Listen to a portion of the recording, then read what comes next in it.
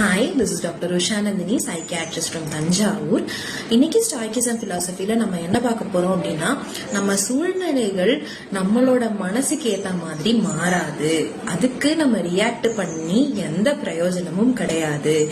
இன்னைக்கு நமக்கு ஒரு கஷ்டம் வரப்போகுது, இல்ல நம்ம வாழ்க்கையில ஏதோ ஒரு பிரச்சனை வரப்போகுது அப்படின்னா அது எதுவுமே நீங்க அதை நினைச்சு சந்தோஷப்படுறதுனாலயோ, வருத்தப்படுறதுனாலயோ, கோவப்படுறதுனாலயோ, அதை திட்டுறதுனாலயோ ஒண்ணுமே மாற போறது இல்ல. நம்ம ஊர்ல எல்லாம் விளையாட்டா சொல்லுவோம், பாரு நீ இதை பண்ணிட்டியா, இன்னைக்கு மழையே வந்துடும் போலன்னு சொல்லுவோம். ஆனா அது விளையாட்டா சொல்றது தவிர அது உண்மை கிடையாது. அப்படிதானே?